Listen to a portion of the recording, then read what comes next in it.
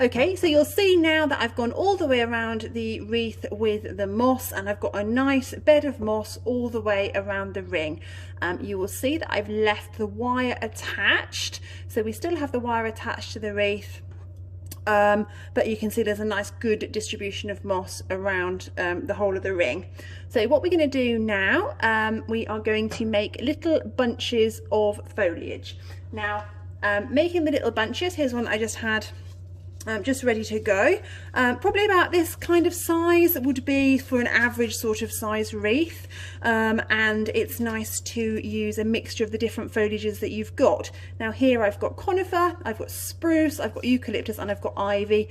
Depending on which decoration kit you chose, you might have slightly different foliages, but it all works in the same sort of way. You could also add, if you had any interesting evergreen foliage in your garden, or you'd seen something that you quite fancied on one of your daily exercise allowances, then you could add that in as well. But we're probably looking at bunches to be, if you can see, probably about the size of your hand. And it's a nice idea just to put the bigger ones at the back, smaller at the front, and it's just currently just held together with my fingers. There's nothing actually physically holding it together, it is just being held together with my fingers.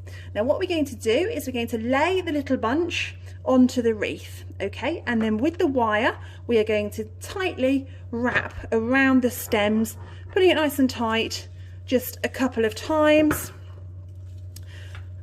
and then we're just going to, so you'll see that it's nice, kind of quite nice and full. We'll get another bunch. And what I'm going to suggest that you do is that one was laid in the center, and then I'm going to suggest that the next two bunches that you use will be slightly out to the edges like that, so that we get a nice 3D sort of shape. So go 1, 1, 2, 1, 1, 2 as you go around. Now depending, like I said, on which decoration packages you chose, you might have some little sticks or some little snowy sticks, and it might be nice if you wanted just to add these into your bunches as you go around as well. Okay, so I'll just show you another couple of bunches, and then I'll leave you to get on with that stage. So we're just going to lay the bunch there, leaving probably a good couple of inches between where I attached the first bunch and where I intend to attach the second bunch, and just pop that down, holding it nice and tightly with my thumb. Again, this is to the outside, whereas that one was to the front, and we're going to wrap a couple of times tightly around there. Now I've gone for quite a compact shape wreath. Equally, if you wanted to go a little bit larger, that's not a problem at all. There will be enough foliage for you to do that if you go for the mixed sort of foliage look that I'm doing here.